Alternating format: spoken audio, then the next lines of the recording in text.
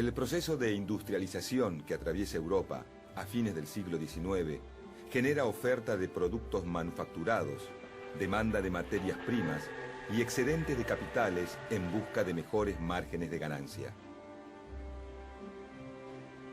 Argentina, como otros países que ante la necesidad de mano de obra ofrecen salarios altos, recibe gran cantidad de inmigrantes expulsados de algunas zonas del viejo continente que sufren exceso de población, desocupación y hambrunas.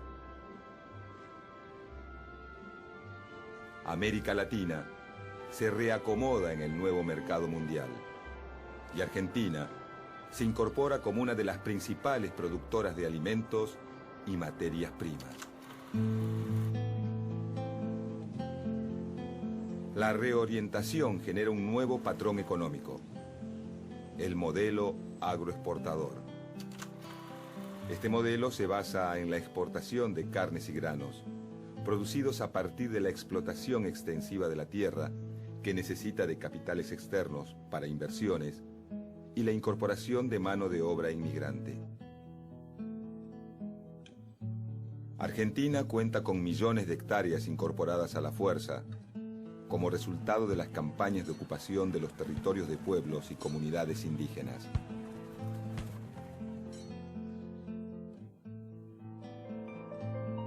La expansión de la frontera agrícola, el desarrollo del sistema ferroviario, el alambrado de los campos y la llegada masiva de inmigrantes para solucionar la escasez de mano de obra permiten la puesta en producción de millones de hectáreas. El Estado Nacional emite bonos sobre los que paga intereses mayores a los europeos. De esta manera, busca atraer capitales financieros extranjeros y utiliza esos préstamos para consolidar su aparato burocrático y militar. La gran mayoría del capital invertido es británico, dado que Gran Bretaña es la principal potencia económica mundial. Los capitales ingleses invierten en la construcción de puertos y líneas férreas para favorecer la exportación de productos agropecuarios y la introducción de manufacturas.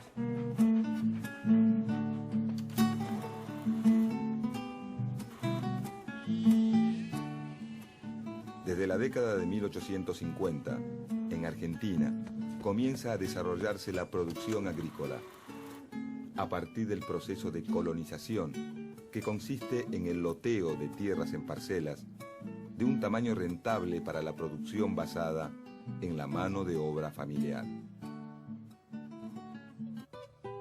Los gobiernos de Santa Fe y Entre Ríos y los empresarios colonizadores privados garantizan el asentamiento de extranjeros y ofrecen facilidades de crédito para pagar la tierra y capital a través de instrumentos e insumos de labranza como arados y azadas.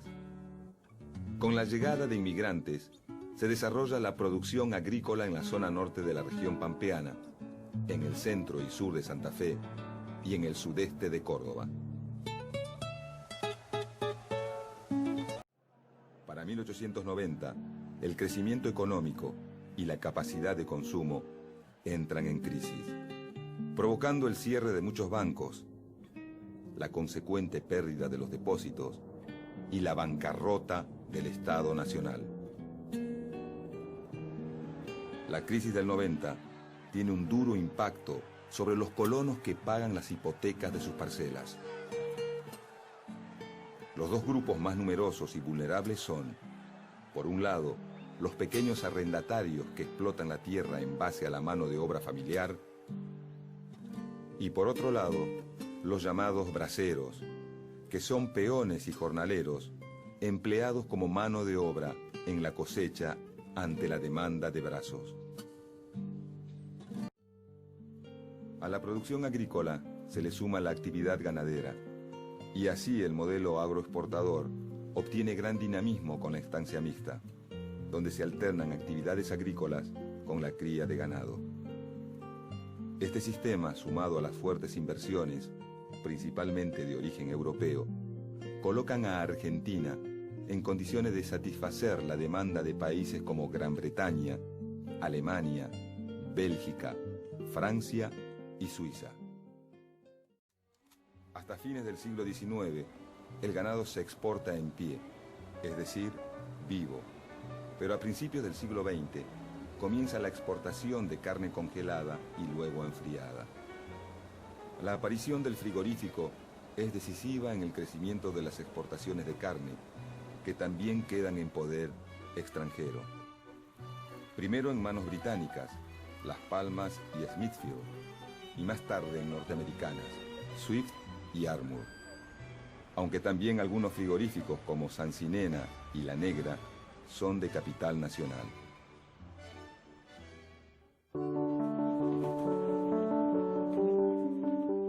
El progreso económico para abastecer el creciente mercado alcanza a la provincia de Mendoza con la industria del vino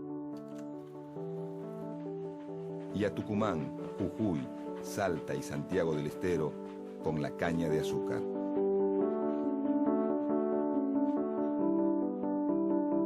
El Estado, a través de tarifas aduaneras a la importación, protege estas actividades productivas. Alienta y garantiza obras de infraestructura que permiten conectar a las regiones productoras con los mercados consumidores.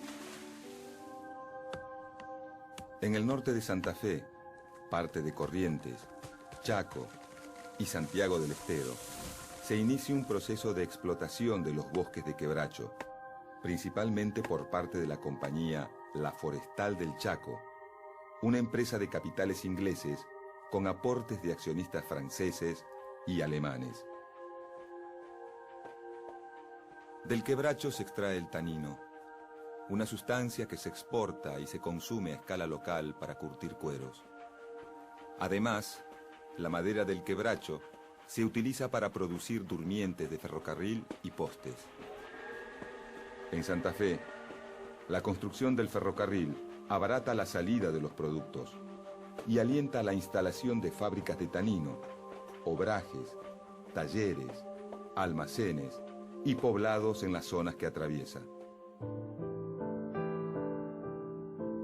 A muchas de las tierras fiscales, apropiadas durante las campañas de ocupación del norte patagónico, se las utiliza para la ganadería extensiva. Hacia ellas se traslada el ganado ovino, desplazado de la pampa húmeda por el desarrollo de la agricultura y el ganado bovino. Así, se genera un paisaje de contrastes entre los escasos valles con irrigación destinados a la agricultura intensiva y con mayor cantidad de habitantes, y las miles de hectáreas que quedan sin poblar y sin explotar por la gran especulación con el precio de la tierra. 6 millones de hectáreas quedan en manos de un puñado de propietarios.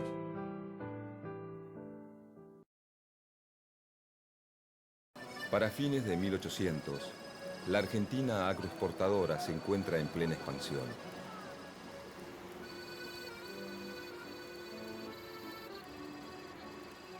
Tanto que necesita mano de obra.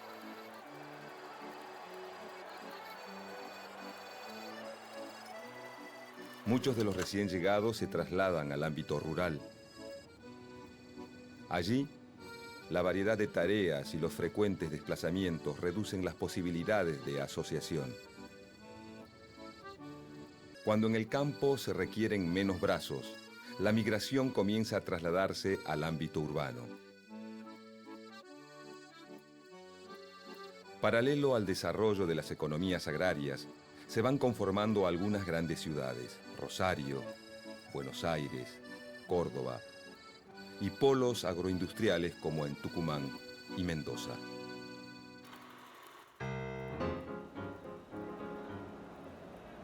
El espectacular crecimiento generó una gran demanda de bienes y el desarrollo de actividades manufactureras. Los ferrocarriles y puertos concentran grandes cantidades de trabajadores. Pero en la próspera Argentina, Las condiciones laborales son precarias y las leyes obreras inexistentes.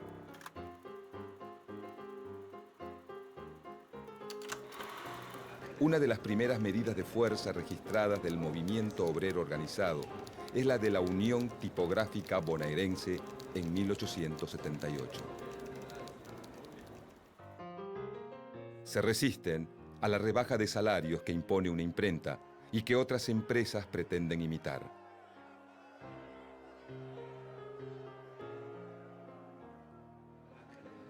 Más de 1000 trabajadores reunidos en asamblea se pronuncian por la huelga. Los grandes diarios de la época, La Prensa y El Nacional, intentan contratar tipógrafos en Uruguay. Pero los trabajadores uruguayos, en solidaridad, se niegan. Las patronales vuelven a los sueldos originales y reducen la jornada laboral a 10 horas en invierno y 12 en verano. Esta primera experiencia es solo el comienzo. El reclamo que se abre es similar en todos los casos. Aumento salarial, pago de haberes atrasados, reducción de las jornadas laborales y mejores condiciones de trabajo. El 60% de las huelgas en esta etapa consigue lo que pretenden y el Estado prácticamente no interviene. Las ideas que traen los inmigrantes de la Europa en proceso de industrialización encuentran eco en la clase obrera local, el socialismo y el anarquismo.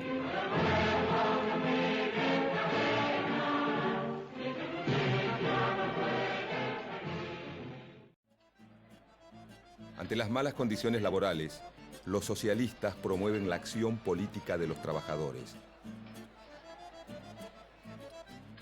En 1894, el médico Juan Bautista Justo, preocupado por la situación de los trabajadores y ligado al socialismo internacional, funda el diario La Vanguardia.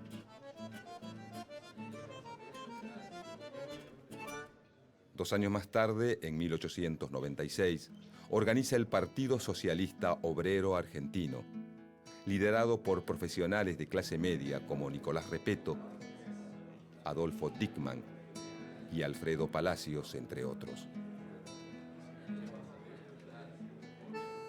El Partido Socialista denuncia vicios en la política, pero acepta las condiciones de competencia electoral y promueve la asociación de los obreros, subordinados a la dirección del partido.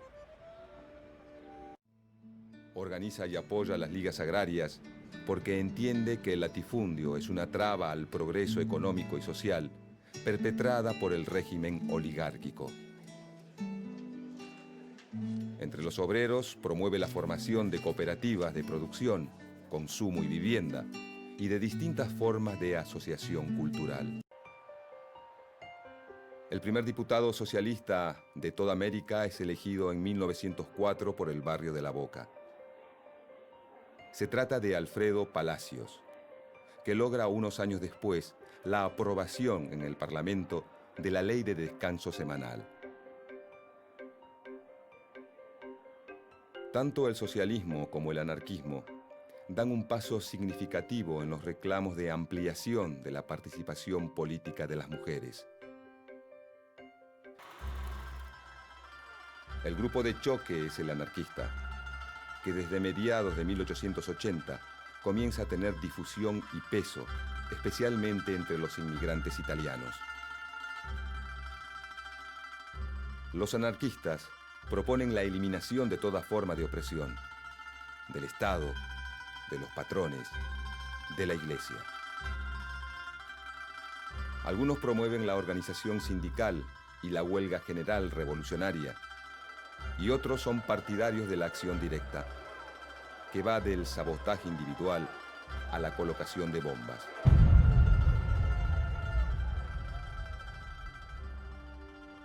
La consigna es destruir la sociedad injusta y construir una nueva sin patrones, gobiernos ni religiones. La mujer cumple un rol activo.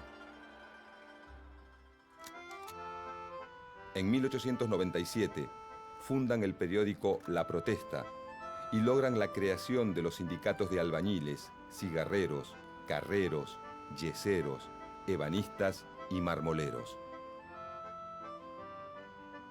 Para principios del siglo XX, el movimiento obrero argentino es una realidad. Desde 1880, gobierna la Argentina el PAN, Partido Autonomista Nacional. Primero bajo el mandato de Julio Argentino Roca y luego de Miguel Juárez Celman. El fraude es el mecanismo usual en las elecciones. En todo el país, pero sobre todo en el litoral, las transformaciones sociales producto de la inmigración masiva se hacen cada vez más notorias. Juárez Celman lleva 4 años en el gobierno. Su política económica profundiza el desarrollo del modelo agroexportador, que genera una crisis económica que, a medida que avanza, articula a los opositores. A partir de la publicación de un artículo en el diario La Nación, que denuncia el lamentable estado de las cosas, sin una oposición que controle el poder del presidente, se conforma la Unión Cívica de la Juventud, que reúne a un grupo de jóvenes estudiantes universitarios que organiza, el 1 de septiembre de 1889 en el Jardín Florida, la primera manifestación de oposición a Juárez Celman. Después de esta reunión, la Unión Cívica de la Juventud cambia de nombre al incorporar a otros opositores y comienza a llamarse Unión Cívica.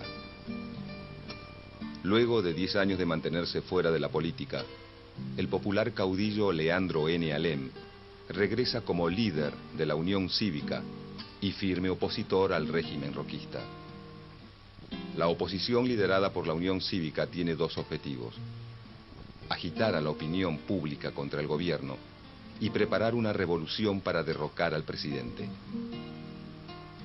Acusa al gobierno de Juárez Celman de carecer de moral administrativa y pide la libertad del sufragio y el respeto a las autonomías provinciales.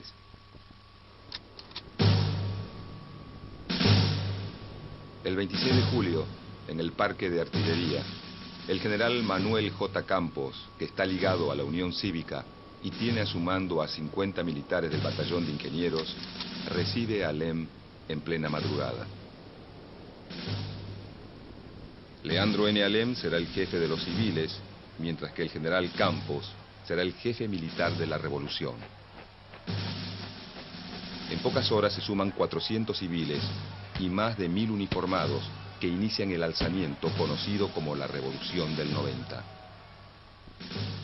El presidente Juárez Celman se dirige hacia el cuartel de retiro, donde se concentran los hombres del ejército y la policía leales al gobierno.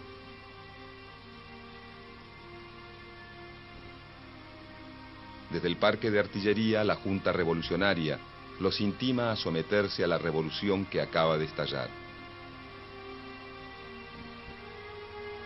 Hombres y mujeres enterados del levantamiento llegan al parque a pedir armas. La Junta los forma en 2 batallones y ordena la movilización de la Guardia Nacional.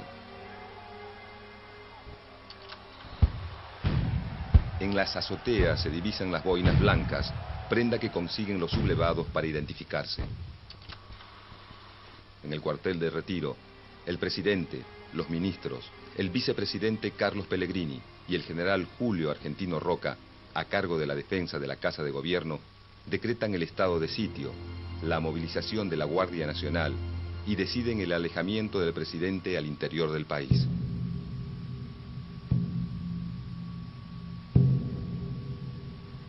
El general Levalle y el vicepresidente comandan el ataque contra los rebeldes. A las 5 de la tarde se reanudan los combates en la zona del parque. Las fuerzas revolucionarias comienzan a debilitarse. Leandro N. Alem y Aristóbulo del Valle, ante la falta de municiones, pactan con las autoridades los términos de la rendición. La revolución ha concluido.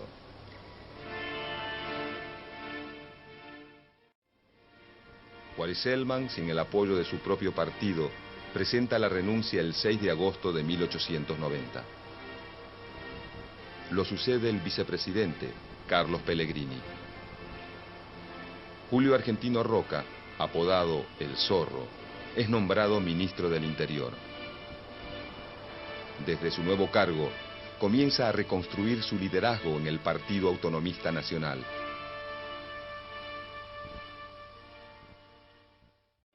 Dentro del Partido Autonomista Nacional, los llamados modernistas, en oposición a Roca, impulsan la renovación del sistema político para asegurar elecciones limpias.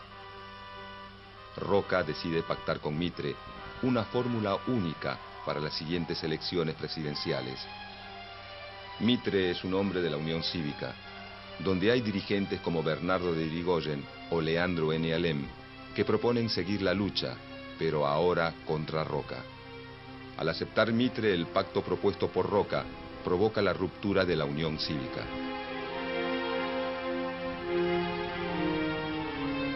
Sus seguidores forman la Unión Cívica Nacional, mientras que Leandro N. Alem y Bernardo de Irigoyen crean la Unión Cívica Radical.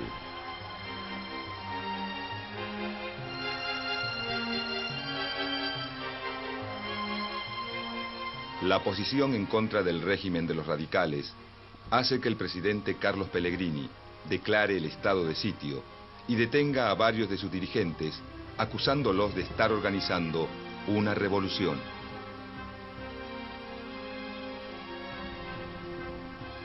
La Unión Cívica Radical manifiesta la abstención en los comicios presidenciales.